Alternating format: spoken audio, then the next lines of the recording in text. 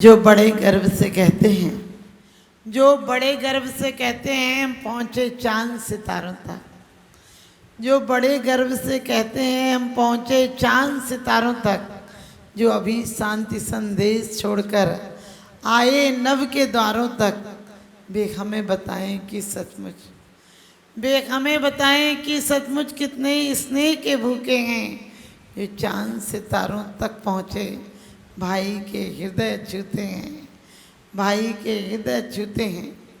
हमने आज वर्तमान युग में बहुत तरक्की की है, बहुत तरक्की की है का मतलब पक्षियों की तरह वायुयान में उड़ना सीख लिया, मगरमच्छ की तरह पनडुब्बियों में तैरना सीख लिया।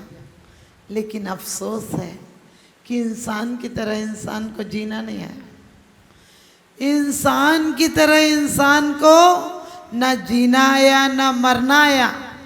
एक जैन शासन ऐसा है जो जीने के साथ मरने की कला भी सिखाता है। हर शासन, मैं ये नहीं कहती हूँ कौन अच्छा है कौन बुरा है। गांधी जी से किसी ने कहा था कि आप हिंदू धर्म को मानते तो क्या मैं हिंदू हो जाऊं? उनने कहा था तुम जिस धर्म में हो उसी में पूर्ण रूप से हो जाओ, उसी की पूर्णता को प्राप्त कर लो, क्योंकि धर्म कभी झगड़े नहीं सिखाता है। धर्म झगड़े सिखाएगा तो अधर्म क्या करेगा? लेकिन आपने देखा होगा जुआरी और शराबी एक जगह बैठ लेते हैं, कभी कभी पुजारी झगड़ा कर लेते हैं।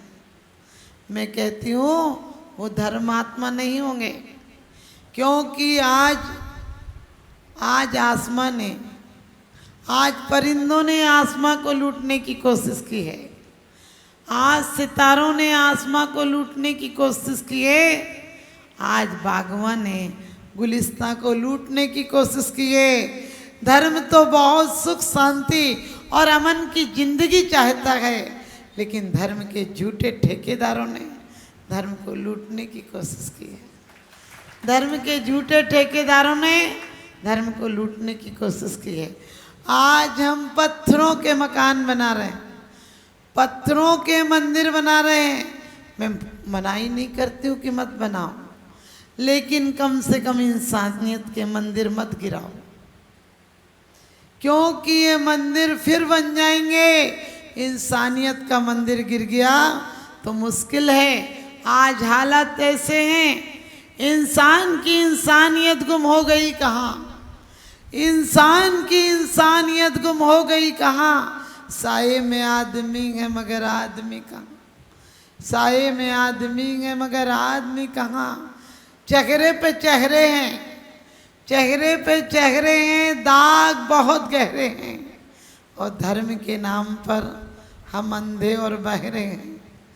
धर्म के नाम पर हम अंधे और बहरे हैं। हमारे महावीर भगवान ने कहा जियो और जीने दो, लेकिन ये नहीं कहा कि कायरों की तरह जियो और कायरों की तरह मर जाओ।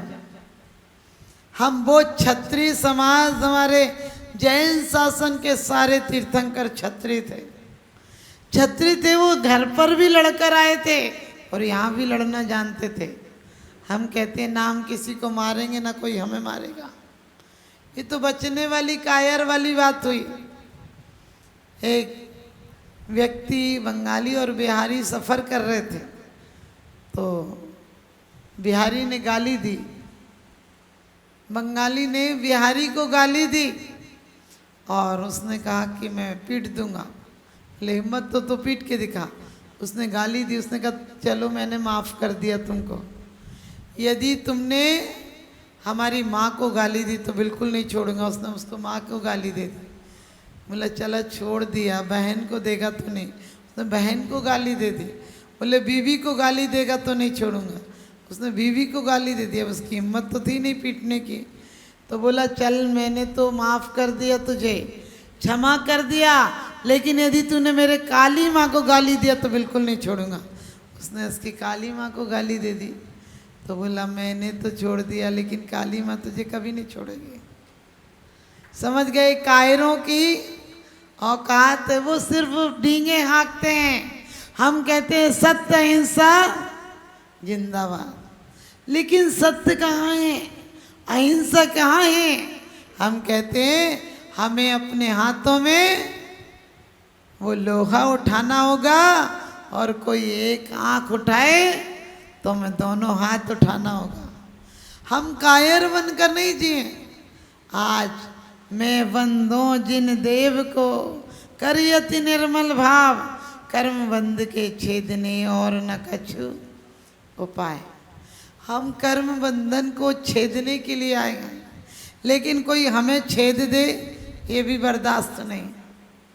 आज बहुत अफसोस की बात है कि आज जैन धर्म पर हमने पहले भी बहुत बहुत बहुत माने क्षति की है। आपको पता है 24 घंटे के अंदर 8000 मुनियों की हत्या हुई है तमिलनाडु में, और कम से कम लाखों श्रावक हमारे मारे गए।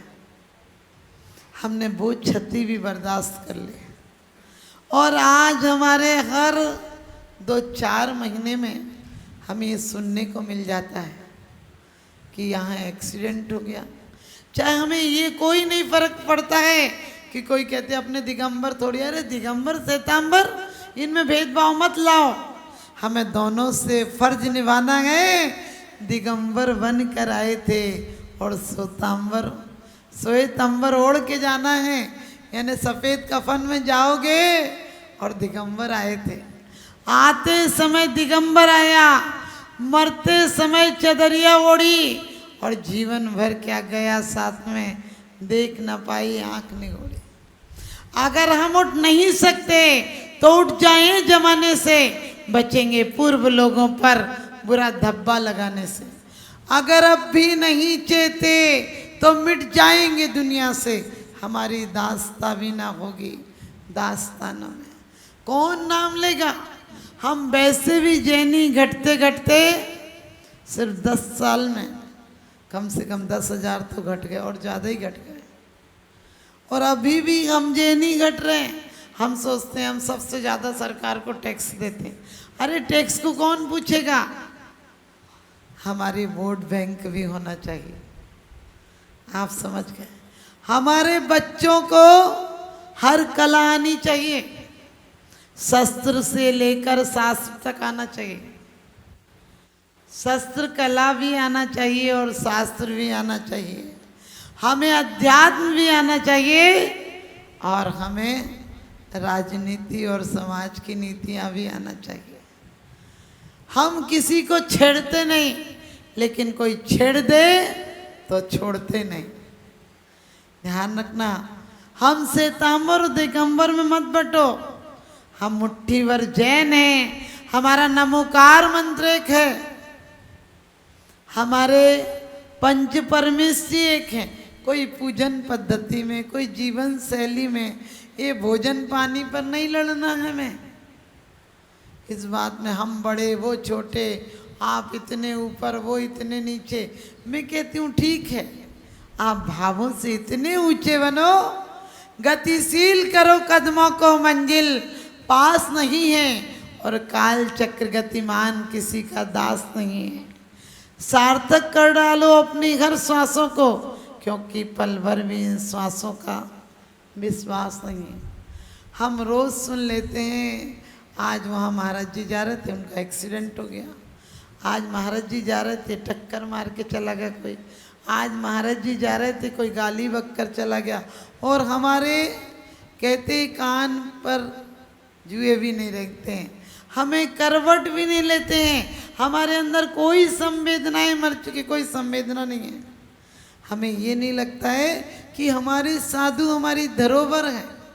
ये कोई भी बाद में इल्ज़ाम लगा दे, ठीक है, कहीं कहीं गलतियां हो जाती हैं, मैं ये नहीं कहूँगी गलतियां नहीं होती हैं, लेकिन अब ऐसे नरसंहार होने लगे।